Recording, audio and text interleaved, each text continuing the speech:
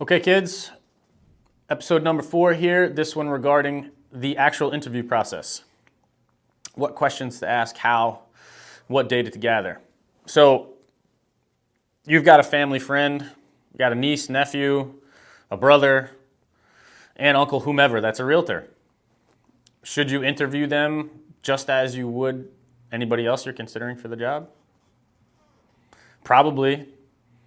Should you make them sweat through a very granular interview process just the same way you would anybody else that you were hiring that you didn't know as any Tom, Dick, or Harry? Yeah, you definitely should. You want to ask all of these same questions of your relatives or friends or acquaintances or recommended service professionals, realtors that somebody else had used. The interview process needs to be specific. People need to be vetted.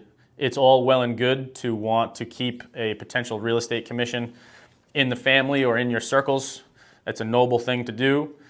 And I'm sure your circle of folks known to you would be very appreciative of that. But guys, this is a very, very important transaction, probably the biggest in your life. You don't want to have family barbecues be super awkward because you watched one of your relatives try and fail miserably at getting your property sold for the best dollar.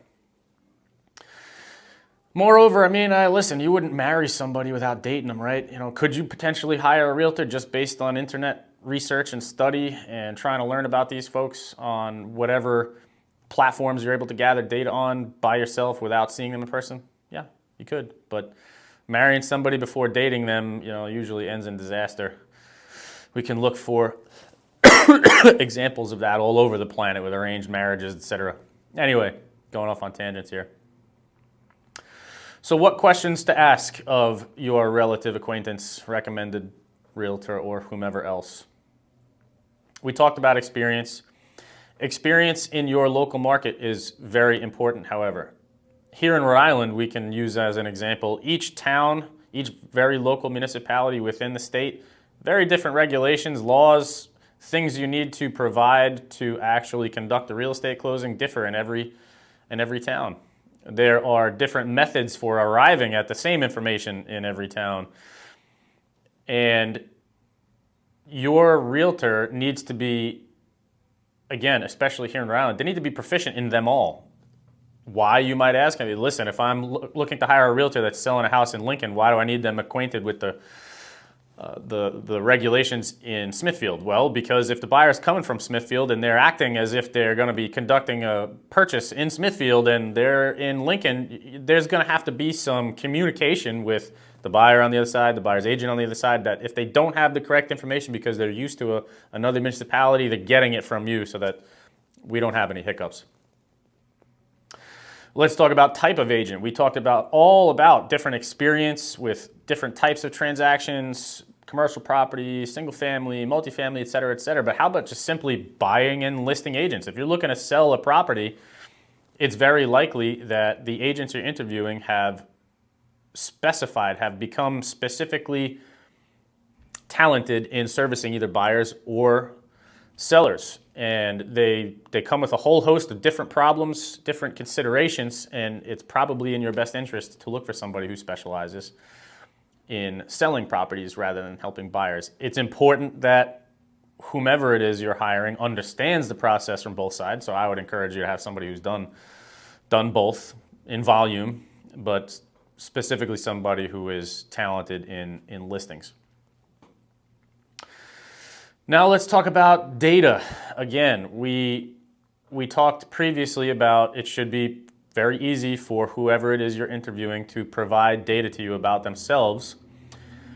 But something people don't think about a lot of the time is the data that the realtor understands in coming to a property value.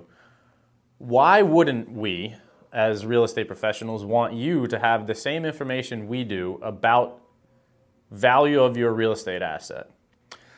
Let's ask ourselves this question. Who makes the ultimate decisions about which buyer to choose, how much to sell the property for, how quickly to sell the property? Not the realtor, right? You guys, you do. In the case that you're hiring somebody, you are the ultimate arbiter of how this real estate transaction is going to proceed. If a realtor shows up your door for the first time and says, yeah, you're definitely worth 350, 360, this house will sell for 365,000, I guarantee it. First of all, they've just stepped foot in your home. Maybe you've toured them around the home.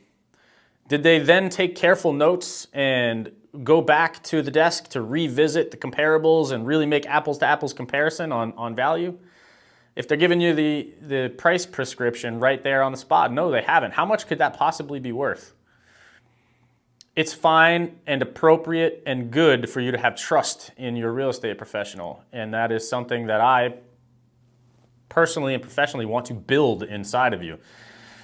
Not by making claims about my accreditations or my negotiation prowess or how many transactions I've done verbally. I want to show you. I want you to understand in black and white, in data, what I understand so that you can make educated decisions during the real estate transaction. I am going to give you all the lens, all the color, all the information that you need during the transaction to understand why I feel the way that I do about this buyer is the best buyer for you. This price is the best price for you.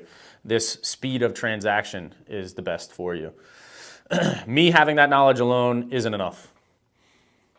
I do not call the shots, so I like to educate my folks. So I'm going to show up at your house for the first time. I am going to, unfortunately, make you tour me around the home and tell me all the little things that you've done over the tenure of your lifespan in this residence and property.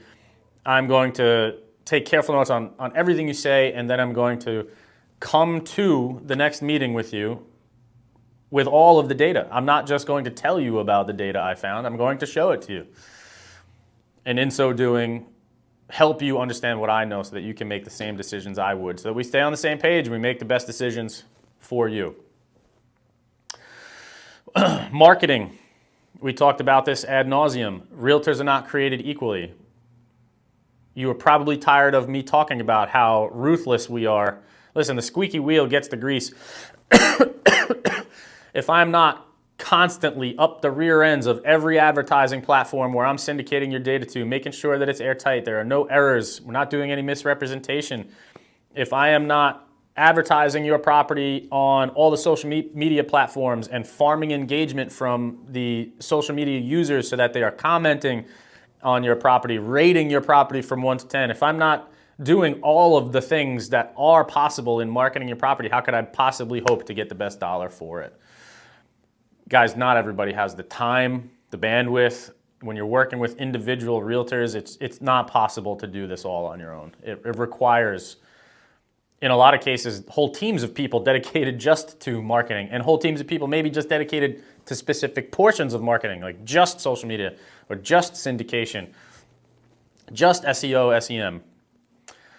That's why we are a team. That's why we feel we are better at it than a lot of the other outfits out there. But you need to ask these questions. How is it being done? There's new marketing tactics all the time. There's AI, there's video walkthroughs, there's digital staging, there's physical staging, we could go on for hours. I'm not going to enumerate them all, but you get the idea. Ask. Just publishing something in the MLS and, throwing a dart at the board and seeing where it lands, yeah, in these seller slanted markets, it'll sell. But is it selling for the best price in the shortest amount of time, netting you the most money? Not unless you're hiring very talented, very experienced marketers. So ask those questions. Make sure you're understanding in totality what the plan is. Is it a tailored approach just to your specific type of property? And sometimes it's going to need to be.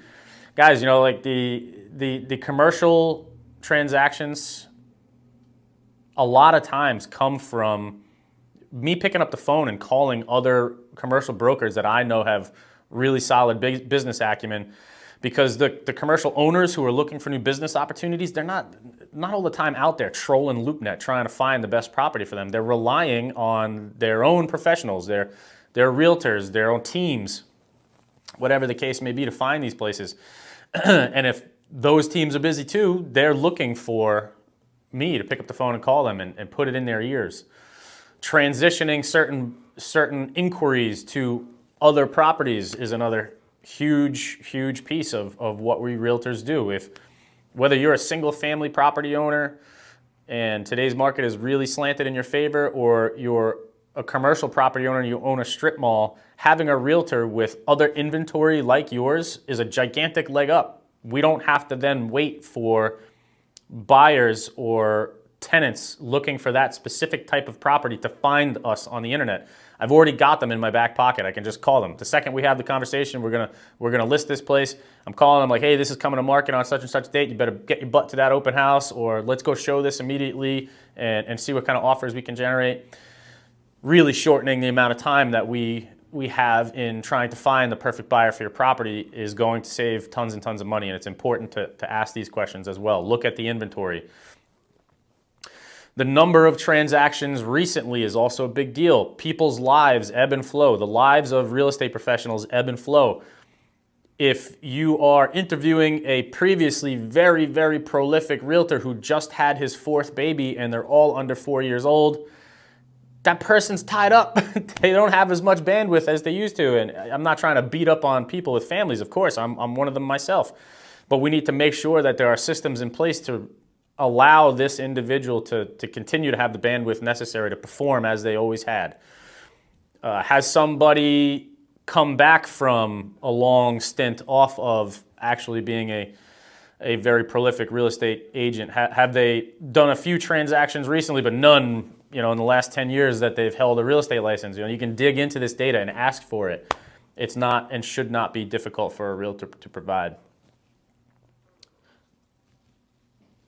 Sorry, while I scratch my eyes, I'm only human. That about wraps up what sort of questions we can ask. Listen, people like doing business with people that they like.